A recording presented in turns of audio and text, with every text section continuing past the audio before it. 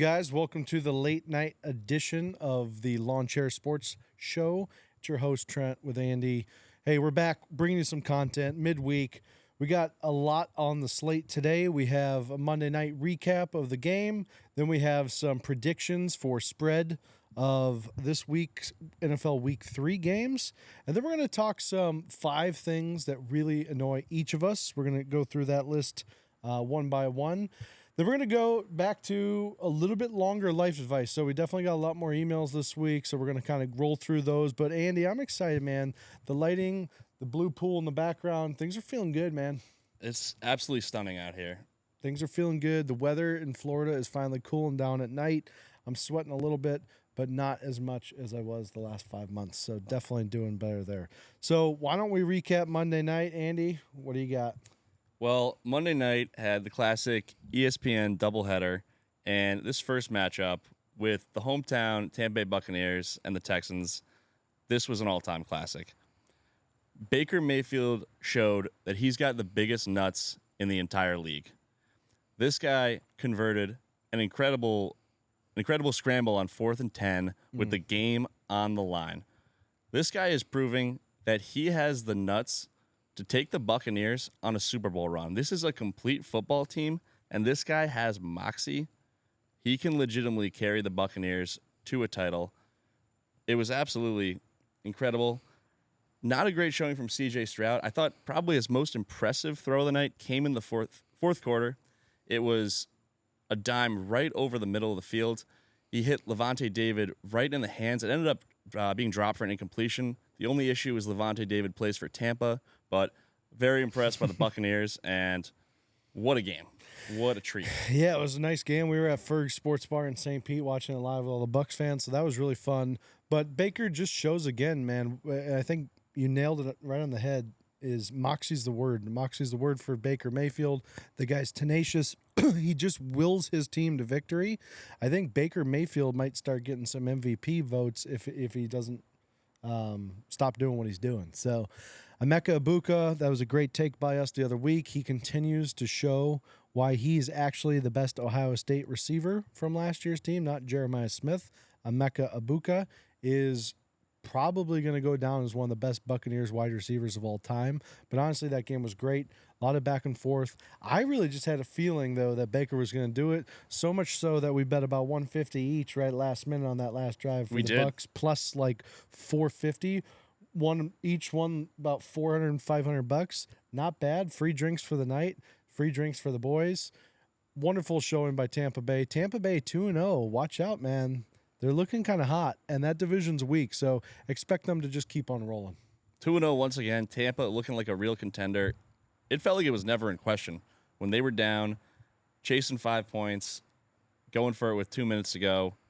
Absolutely incredible. And I'm kind of liking the Baker Mayfield and Todd Bowles quarterback head coach duo. I like it. It's kind of a little bit like fire and ice. You got Baker. He's a fiery guy. He'll tell anyone to F off. Then you got Todd Bowles, just cool as a cucumber on the sideline, has absolutely no reaction to anything, positive or negative. I think that's a partnership that can work out and has been working out. Not even sure if Todd Bowles really knows what's going on half the time, but he seems to be doing a good job with the team. So good for him, man. I will say, though, after watching that game, you're rolling into about 11 p.m., no one really wants to watch another football game, but ESPN is now forcing 2 Monday night games on us. Seems excessive. To be perfectly honest, I don't know if it's sustainable for humans to stay up that long and then be expected to work on Tuesday as well, if you're expecting me to watch the Sunday night game as well. So, that's 2 nights out of 7 that you're not getting much sleep. Plus, I'm not getting much sleep on Saturday because I'm so excited about Sunday. Absolutely. Wild move to have a game start at 10 p.m. Staying up till 1 a.m. on a Monday night is crazy. I think these football schedule makers want us to go into the work week with as little sleep as possible. So not exactly too enticing a matchup either. Started at 10 p.m. Game was kind of a dud. Not a ton to talk about in Chargers-Raiders. If anything, really a tough watch. Friend of the program, Geno Smith, did not have a good showing. Came back down to earth after his incredible performance in week 1. No touchdown passes, 3 picks. Justin Herbert held it down. I think it's going to be another long year for the Raiders. They really don't have a ton on offense. If either Ashton Genty or Brock Bowers doesn't have a monster game, they're not going to be able to score a lot of points. And the Chargers rolling once again. Chargers are rolling again once again. Football guy Jim Harbaugh just has his team ready to go. You know, they're not going to win the sexiest ways of all time. Justin Herbert's not always going to play perfect, but the Chargers seem to just continue to find a way to win. The Chargers are clearly one of the best teams in the AFC and definitely better than the Kansas City Chiefs. But hey, yeah, not much to talk about. Kind of a boring second game. Let's roll right into the spreads for week 3 of the NFL. Can't believe we're already in week 3. Let's start off Thursday night game. Buffalo Bills host the Miami Dolphins. That spread is at minus 12.5. What do you got? Minus 12.5. And I think the Bills will be able to cover this one. I think we've got a big-time blowout incoming. As we saw through the first 2 weeks, the Dolphins' defense might be one of the worst in the league, and the team seems to have quit. The Buffalo offense is firing on all cylinders. I expect a lopsided victory. And this one, I've got the Bills 58, the Dolphins 14, Buffalo covering this comfortably. And I think this might be the last time we see Mike McDaniel on the sideline for these Miami Dolphins. Thursday night game, they'll have a long week after. This could be the time to do it if they're so inclined to do it early in the season. Get well soon, Mike McDaniel. I think it's a good take. I think that score is not far off. I think the Bills definitely cover the spread here. They're definitely going to get the win. If you're going to hammer any spread this week, I think this one's a pretty safe one to go with. If you have, if you're sitting out there watching this and you have $5,000 in the bank and that's it, no savings, you need to pay rent, rent's due in a couple weeks, definitely hammer all 5,000 on this. This one's an absolute win. I'm not even going to give any disclaimers on that because you'll thank me on Friday when you win at least $5,000. So you're welcome. Next game, we have the Packers and Browns. That's 1 p.m. on Fox. Packers are favorited by 8.5. Yep, 8.5, and they deserve to be. We're very high on the Packers on this program. They look like a complete team. I've got them winning this one comfortably, 34-17. It's going to be a tough day for Joe Flacco. He's a statue in the pocket. Micah Parsons is going to come around the corner and absolutely end his life. I've got a blowout here in Cleveland.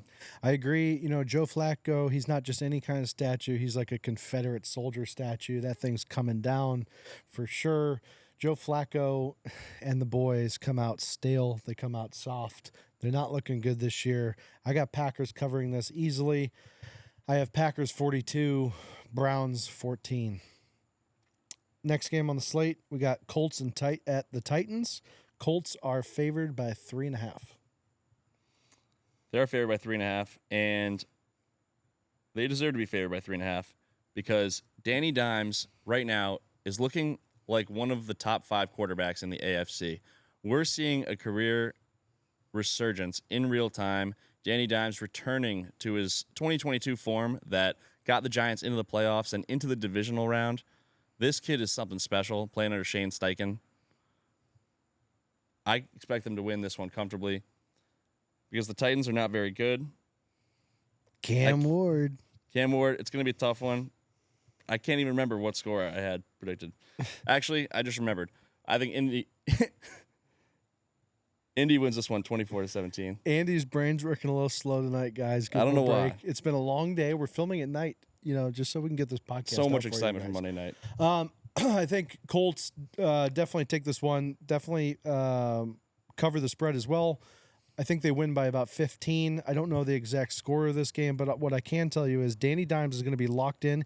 He's one of the best quarterbacks in the AFL right now, and I think what you're going to see is Cam Ward continue to struggle behind that offensive line that he has, and his receivers just aren't showing up, and it's tough to watch. I feel bad for Cam Ward, and for all those who are hating on me for my Cam Ward takes, it's not that I don't like Cam Ward. I just think the surrounding cast, his ownership, his coach, his O-line, his receivers, it just couldn't be a worse situation for the guy. I feel for him, but he's going to struggle this year hard.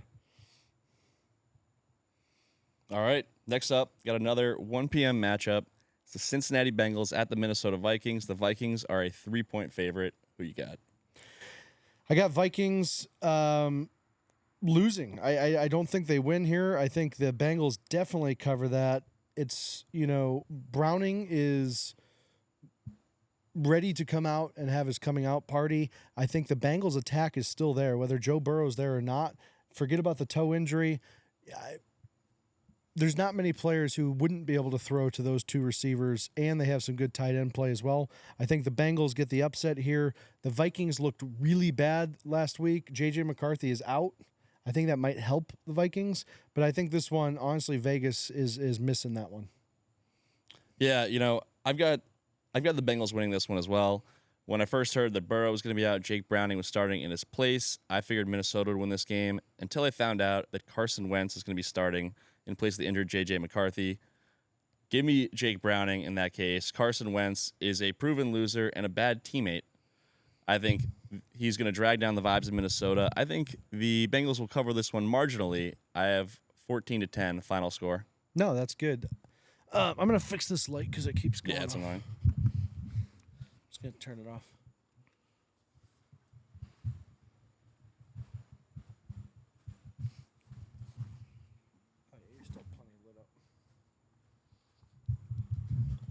All right, guys, we're back. All right, next game, Andy, what do we have?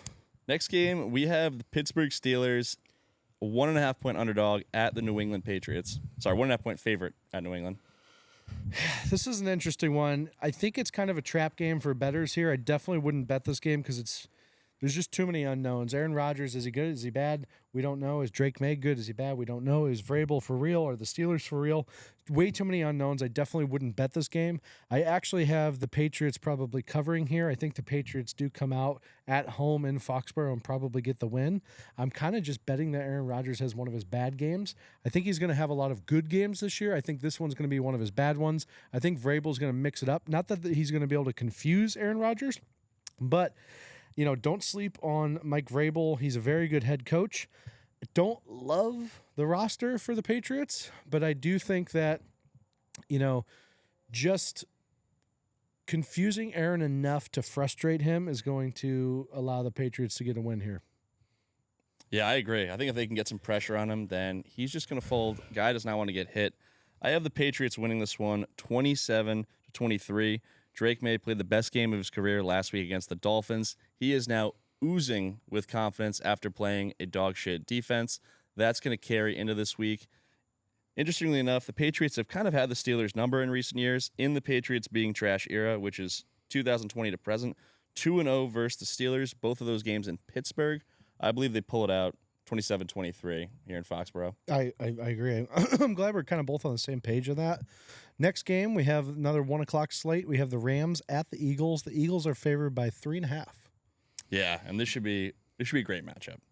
This should be a really good one. Rematch of the divisional round last season. It was a close affair that time around. And I like the Rams in this one to pull off the upset. Look, the Eagles are a loaded team, but they're probably not going to run the table. The Rams have made some improvements. We like the Devontae Adams pickup. I think this time they come in hungry. They pull it off. They get the win in Philly. Statement game for the Rams. It's a bold take. I think the Eagles cover here. I think we haven't seen the full potential of the Eagles. I think Jalen Hurts hasn't played his best yet this season. They're still 2-0.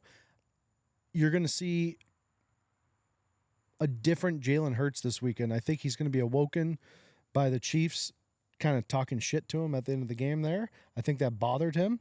I think if you're going to not count anyone out as Jalen Hurts, I think A.J. Brown is ready to wake up. I think Saquon Barkley is going to come out ready to play. I think the Rams have no chance here. Matthew Stafford, poor game. It's at the Eagles, too. So you got to take into account that Philly fans are kind of wild. So I have Philly here covering. All right, next up, we have the New York Jets coming down to Tampa. They're a 7-point underdog at the Buccaneers. Who we got in this one? It's a tough one. I don't like that spread number. I think -7's large. That means they're going to have to win by more than a touchdown.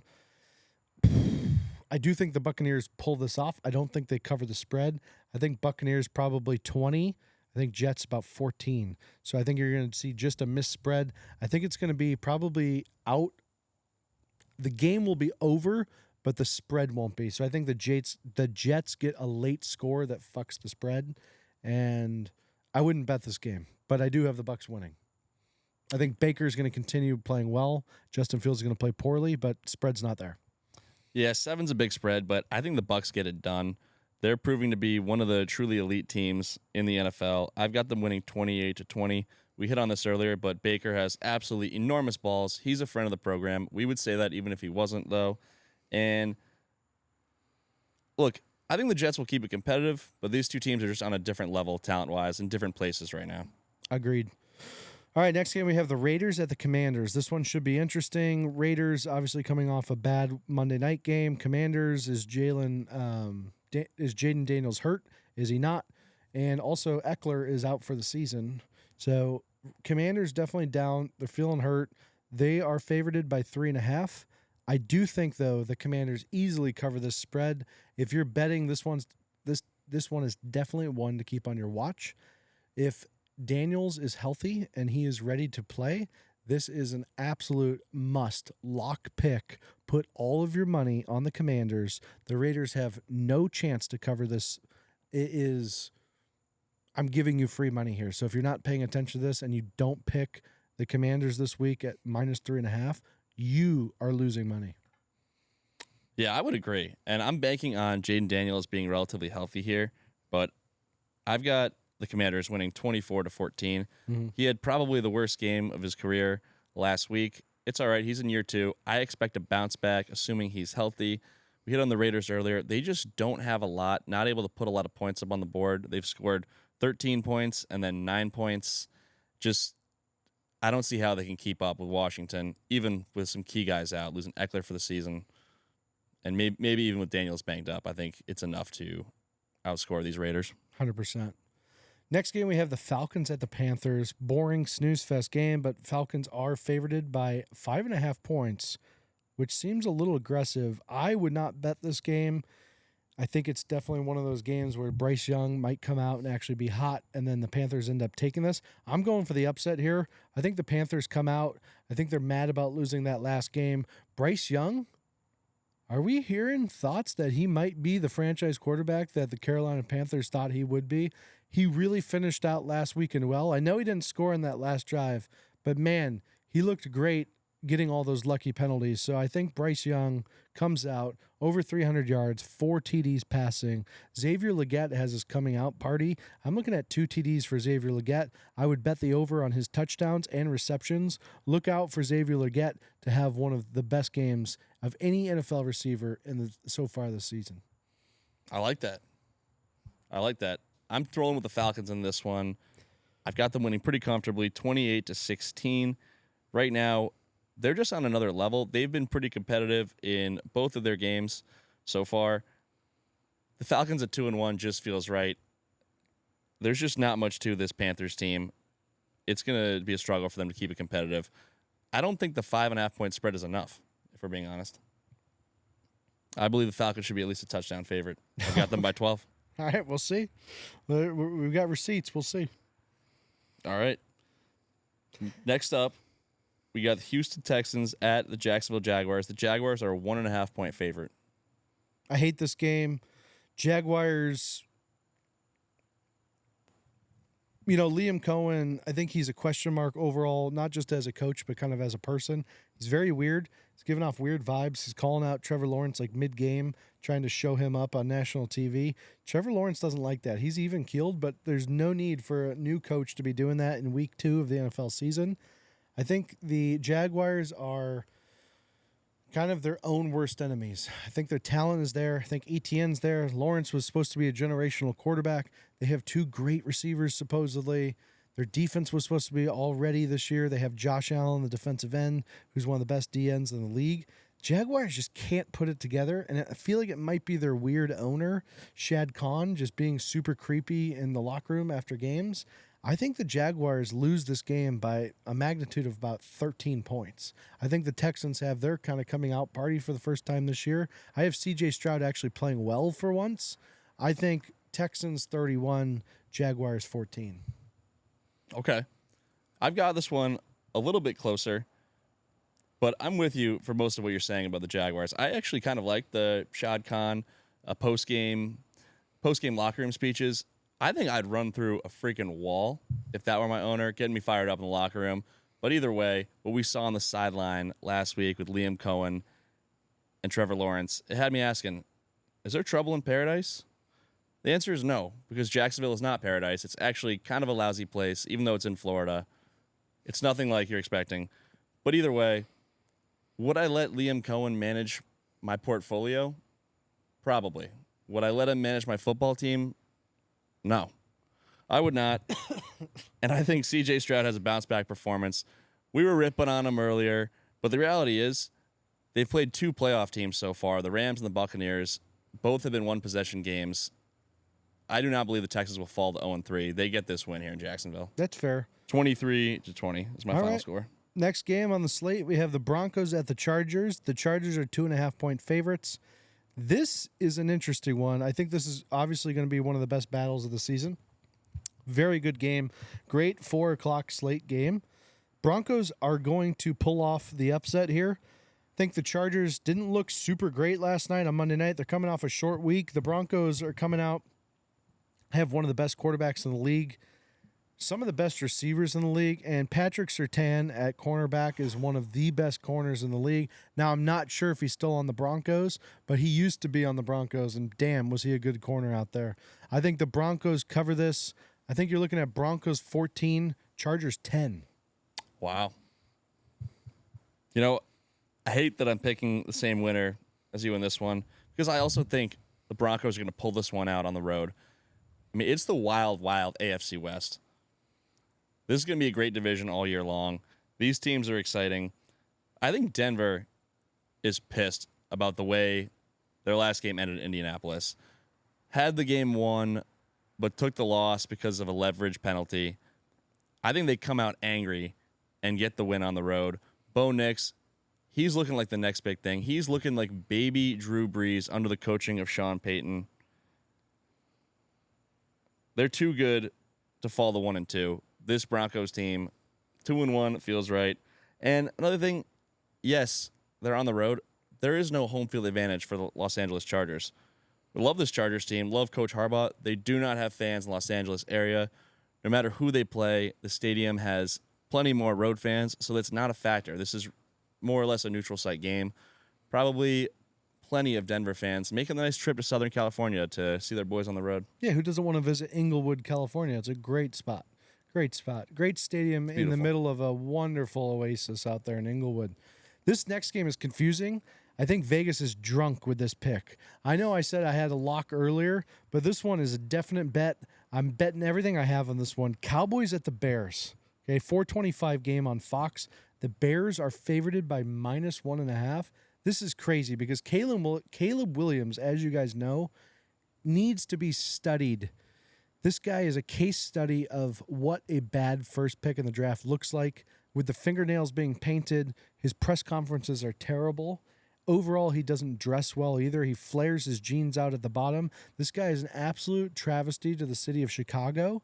This game is not even going to be close. Dak Prescott and the boys are coming in hot, and they are going to leave the Bears so sad. The city of Chicago should have their flags at half-mast because this game is going to be an absolute bloodbath in Chicago.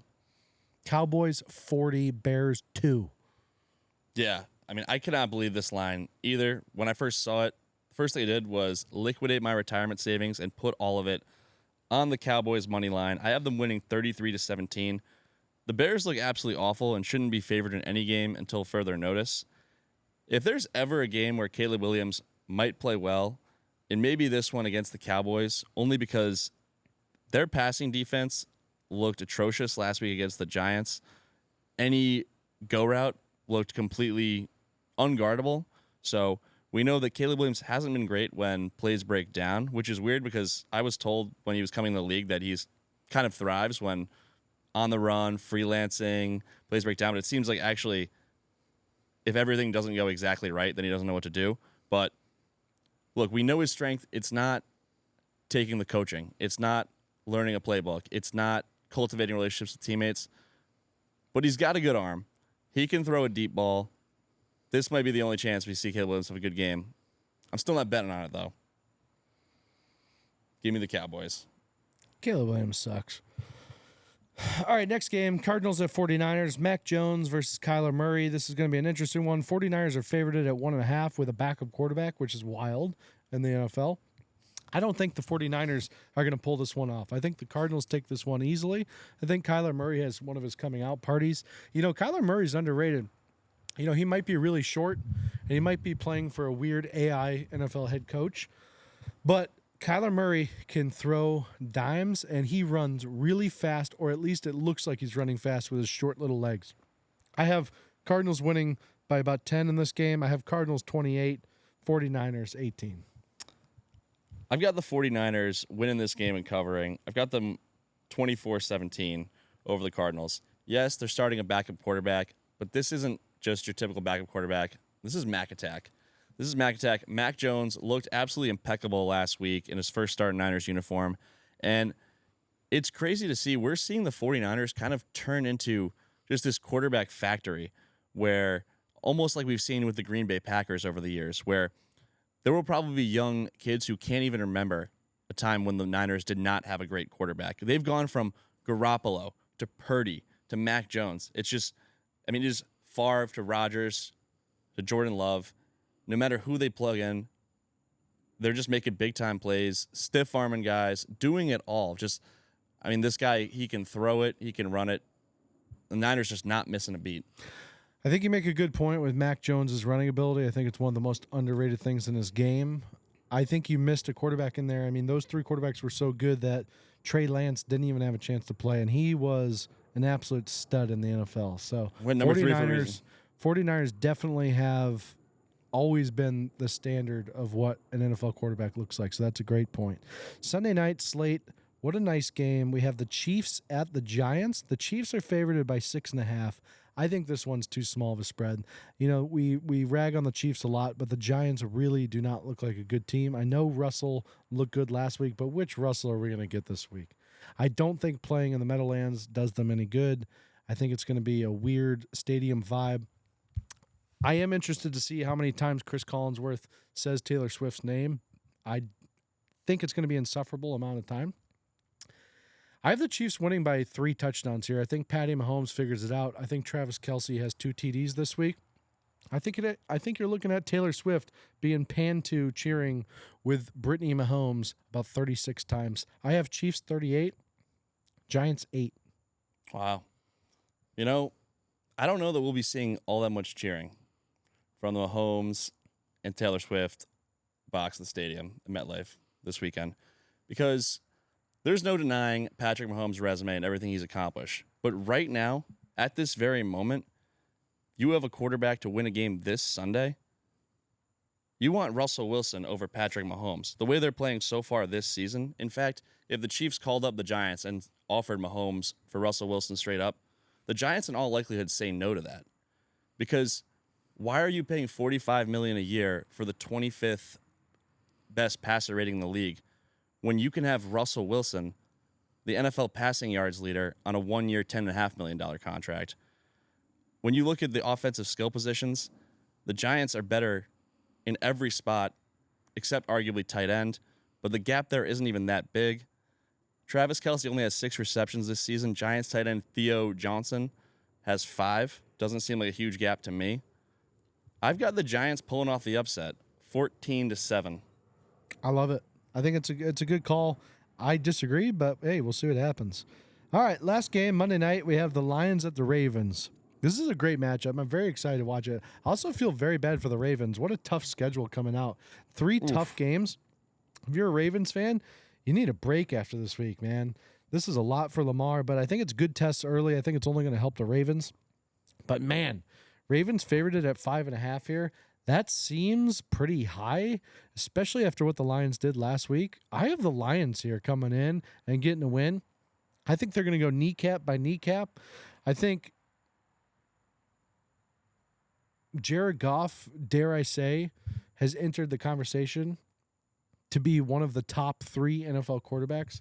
And I don't even know what order to put it in, but I know it's Josh Allen, Lamar Jackson, and Jared Goff. Those 3, you pick the order. I don't know, but Jared Goff has fully entered that conversation. Amon-Ra St. Brown continues his streak of dominance. The Ravens, They're a good team, but man, tough first 3 weeks for the Ravens. Oh, I mean, an absolute juggernaut. I mean, you're playing 3 legitimate Super Bowl contenders: the Browns, the Browns, the Bills, and of course Oh the. yeah, the Browns, Andy. I mean, don't sleep on them because a lot of experts had them picked for Super Bowl favorites this year. No, they absolutely did. And hey, so far, pick not looking too bad. But I think this spread is a little bit crazy. 5.5 is a lot for 2 pretty evenly matched opponents. So that's why I have the Ravens winning this game, but not covering. I have the Ravens winning 38-35. This should be an absolutely incredible game. Interestingly enough, these 2 teams played 2 years ago, and the Ravens beat the Lions pretty good. I believe it was 38-6. Call it. Just absolutely beat the brakes off the Lions. That makes me lean Baltimore a little bit. The Ravens also, for some reason, are impeccable against NFC opponents in the Lamar Jackson era. They're 13-1. Not entirely sure why that is. I guess preparing for a Lamar Jackson and Derrick Henry offense is kind of a crazy task when you're not as familiar with them. So, should be a heck of a game. I've got the Ravens winning, but not covering the 5.5 point spread. Interesting. Okay. All right. What do we got next on the slate, Andy? Well, next up, I think we're going to get into what do you call it? Things people do that just piss you off. It's the little micro things in the world that are slowly weaving their way into society and rotting it from the inside. Yeah. So that's really what I think this next segment is all about. I think we're here to just kind of expose things that are rotting the society from the inside out. Love it. Who's the sponsor for this?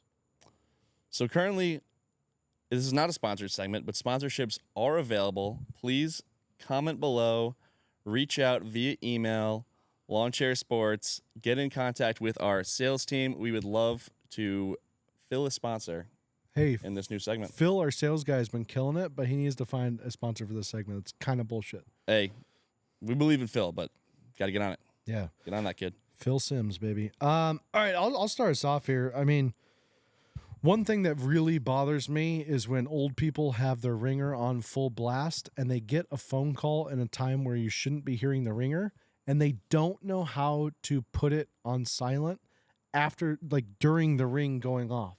All they have to do is click one of the side buttons on the phone and it will completely stop the ring. But they usually grab the phone, they look at it, they don't know what to do, and then they get scared for no reason. It is one of the most annoying things about old people is them not knowing how to silence it and also just keep it on silence. Like everyone has their phone on vibrate nowadays.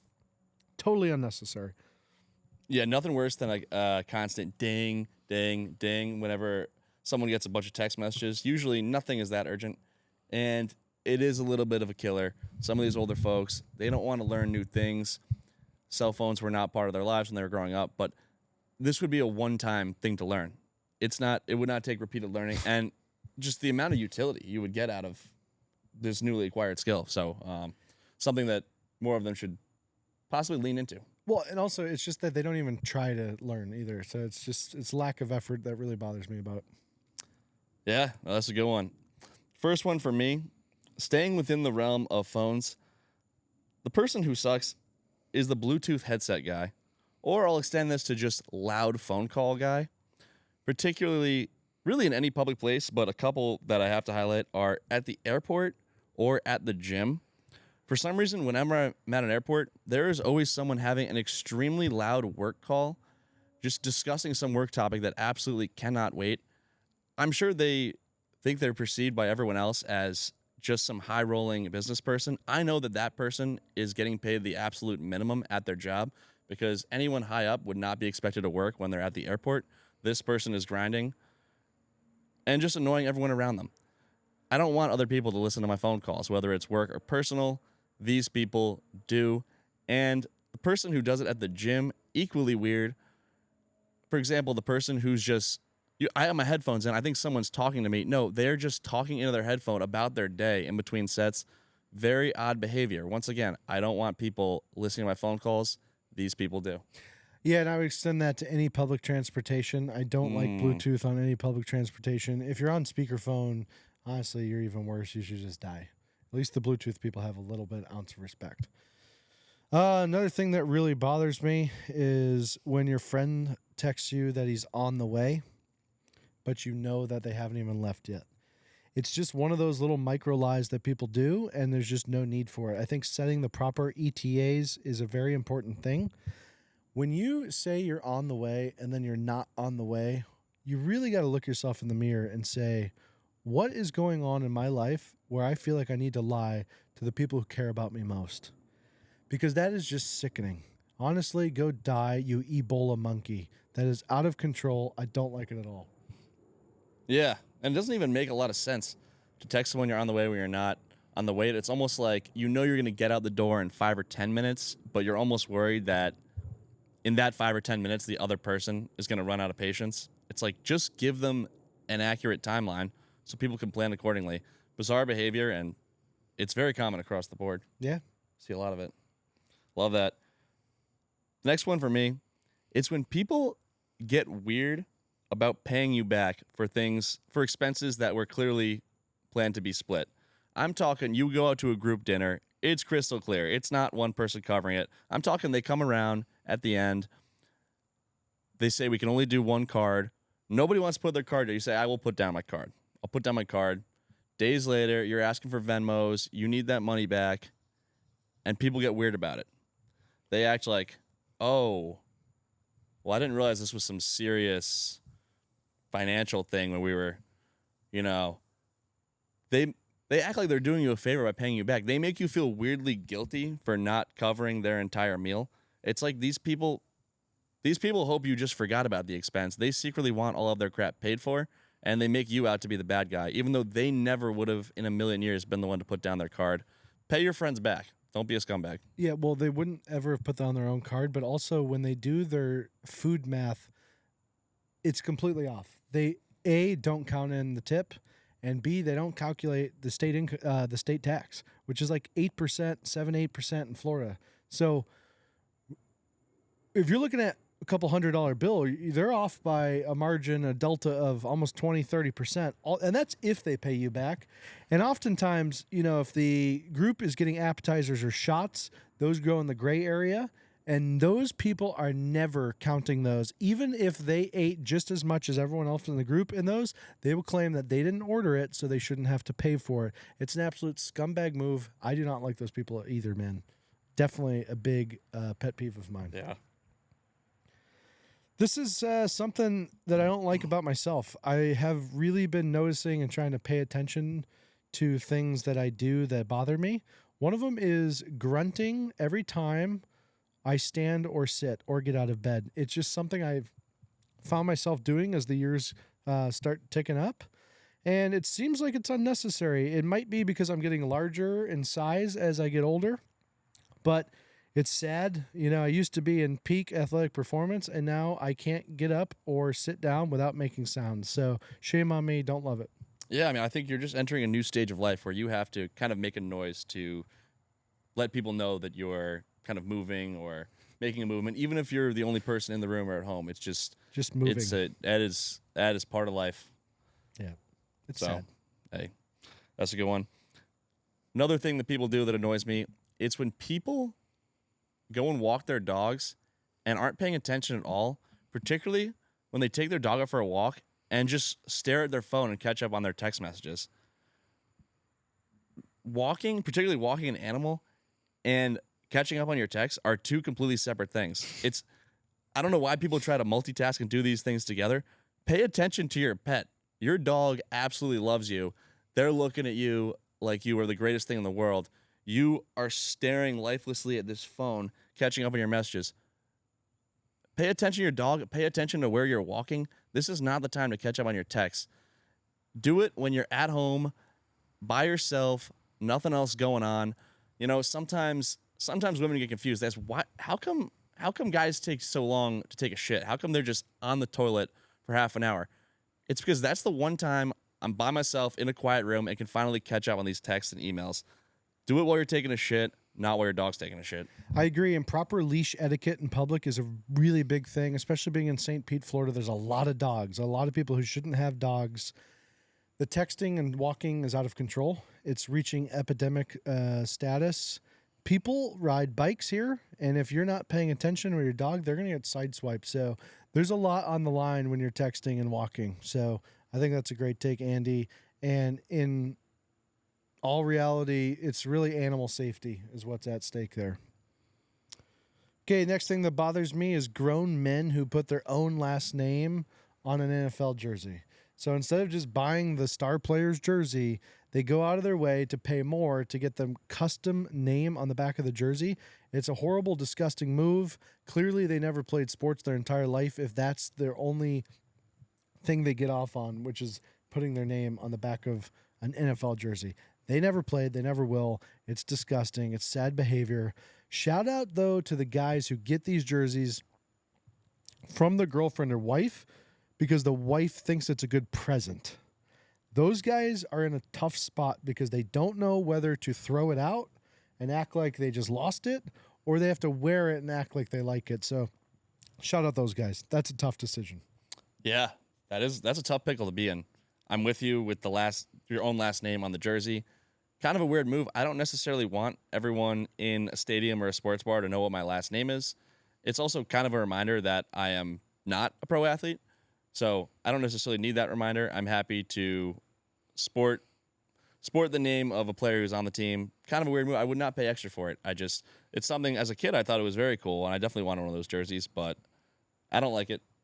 And I think if your girlfriend gets you one as a gift, wear it around the house when you're watching football. Avoid wearing it in public if you can, but that can be your go-to game day jersey on Sundays. Yeah, that's fair. We like that. All right. Next up, I have just people who have no spatial awareness in public. This one has always annoyed me, and I see many examples of it all the time. People walking down the sidewalk, you'll have a group of people. Often sometimes it's a happy couple holding hands, taking up the entire sidewalk lengthwise. You see me coming from 30 yards away. We are locking eyes. There is so much time to plan, to move over one way or the other. I say you should move to the right. Traffic is on the right side in the United States. But even if you want to go to the left, I can make that work. And they don't budge. They just stare at you. They just give you a blank stare. Don't move an inch. Like they're trying to run me off the sidewalk. These people are absolutely bizarre. How do you not comprehend we're about to bump into each other if you don't get out of the way? That's a wild move. Other examples of this, people who block the aisle in the grocery store with their cart while just blankly staring at the container of lettuce for 5 minutes. It's the same lettuce it was 3 minutes ago. If you've been to a store a few times, you should kind of know where the food items you're looking for are, and just have some awareness if you are effing up the grocery store experience for everybody else. One last example of this that used to annoy me, when I used to live in the big, busy city of Boston and would take the metro to get to and from work every day, is when you'd get off an extremely crowded subway train. Everyone's just trying to get out of the train station, get off this awful train, and then some dope at the front will just pull out their phone, kind of like what I was talking before, pull out their phone and start walking really slowly while either sending a text or catching up on their text messages. They'll cause a line of people trying to go up a staircase. No awareness that they're effing things up for everybody else. I'm realizing now that most of the things that bother me involve cell phones, but no spatial awareness in public. Absolute killer. I'm going to tag along a little bit on the sidewalk talk with spatial awareness, because one thing that really bothers me is when people start walking too close to you, but not fast enough to go by you. Ooh, and then you really start to yeah. feel the pressure. At that point, as a pro now, you just have to stop, look at something else, and pause, because that kills me. It absolutely kills me. It sends shivers down my spine even thinking about it. If I'm coming up on someone, I am putting it into fifth gear, man. I am passing them and getting a distance before I go back to normal speed again. But those people who just start walking close behind you to the point where I can feel their steps, terror. Gives me night terrors. Good call. All right, my last thing that really bothers me is, and we don't need to belabor this, but it's when people call servers or service workers buddy. It's just a blatant disrespect. It's the lowest thing if you're a server to be called, which is buddy. Don't like it. Yeah, buddy's a tough one. It used to be kind of an endearing term, but now it's almost kind of fighting words. I'll add I feel like one of the most disrespectful things you can call a stranger is calling someone buddy boy. I don't I can't imagine people call their server that, but I think that's one of the most hilarious things Well, you yeah, can call buddy someone. boy is terrible. Buddy boy is tough. So definitely do not call your server that. Yeah, that's brutal. Have you heard that? Not in friendly terms. Not in friendly terms. Buddy Honestly, boy? calling anyone buddy is no longer a friendly term. No, buddy stopped being friendly years ago, and if the English dictionary doesn't wake up to that, then we have more problems at hand. I love that. That's a great call out. The last one I have on my list, people who are insufferable. Anyone who posts on LinkedIn in any situation or context, out of all of the terrible social media sites we have these days, LinkedIn is the worst in a landslide. The people who frequently post, these LinkedIn influencers or authors, as they call themselves, are absolutely delusional. These people are insane. Their brains need to be studied after they pass away, kind of like we do with the football players. It's absolutely absurd. Some of the things they're posting about, these people act like they absolutely are just in love with their 9-to-5 corporate job. Very few people are. Most people's jobs aren't actually fun. That's why they give you money for it. And they confuse other regular folks who are either indifferent or don't exactly love their 9-to-5 job. They think, I'm not passionate about what I do. Do I need to change in my career? Do I need to do something different? No, these people are just being completely insane on the internet. They don't even believe what they're writing. And you're not networking. You're not networking by posting some wild crap and having strangers like it on LinkedIn. I would never hire someone. You would never get a job just from posting weird crap on social media. Networking is knowing people in real life, just being a regular person and having friends. I would be happy to hook a friend up with a job. I don't care. If I see that you're actually posting on LinkedIn, I am blacklisting you from the job. It's a wild take. I will say this about those LinkedIn people that you're referring to. Most of them, if you click on their profile, actually don't have a job. Like their job is literally just to post on LinkedIn to talk about other people should be liking their job. It's a very strange dynamic. I don't like it. I agree with you, man. I'm there with it. Yeah, it's absolute brain rot. And then I know we said we're keep it 5, but there's one more Come on. thing I'd like to call out. It's when people say that Surfside isn't the only hard iced tea that's brewed with real stateside vodka and containing caffeine to keep you locked in for every snap of the NFL action this season. Because when people say it, it's just not true.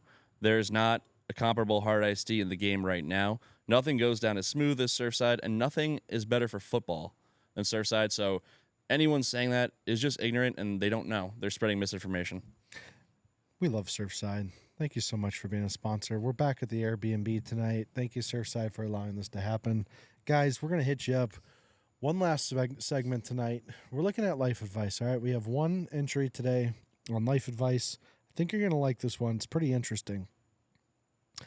All right. This is actually from Carrie from Sarasota. Okay. Okay. This is a woman. Local one. She said, so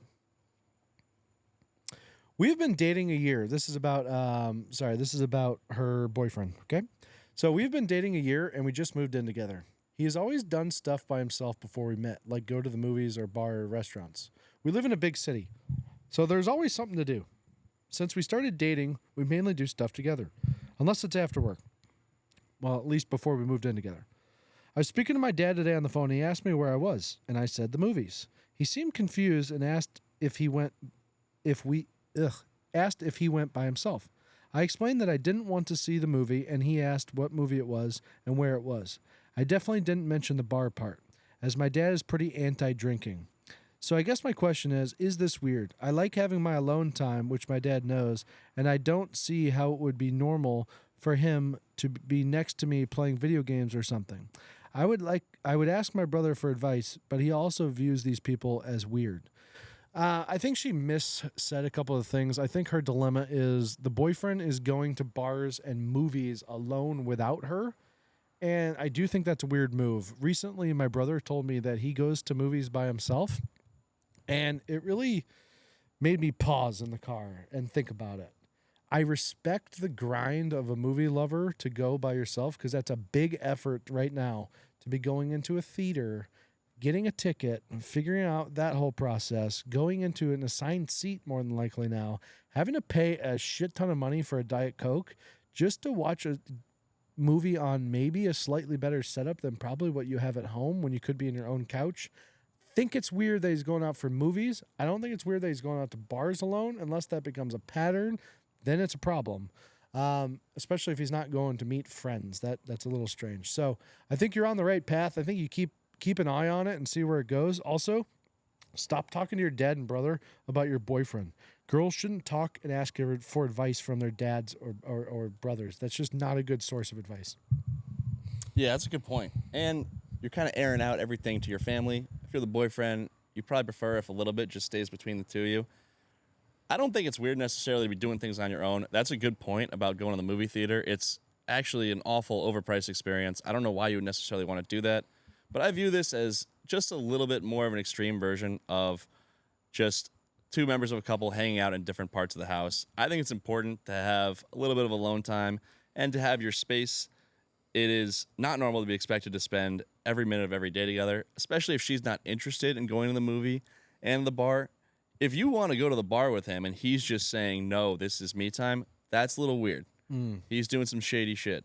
But look, if you just have some different interests, that's all right. Let him do his thing. All right. I think that's fair. Well, Andy, NFL is upon us. We're doing great takes every week. Guys, if you wouldn't mind, please like and subscribe the podcast. Share it with your friends. Share a clip if you don't want to share the whole video. If you've come to the end of this podcast, thank you so much for listening. Guys, we're going to build this episode by episode. One day, you're going to see us on Barstool Sports. Yep. We're calling it now. Dave's going to pay attention here soon. But, hey, we might even get big enough to where we're asking Barstool if they want to work for us, man. That's a good point. That's the goal. So shout out to Dave, man. Shout out Dave. We know you're listening. Dave, we obviously know you're listening, especially on episode 4. So thanks for tuning in, brother. Andy, great job, buddy. Hey. Another week in the books. Another one in the books. Sundays can't come fast enough.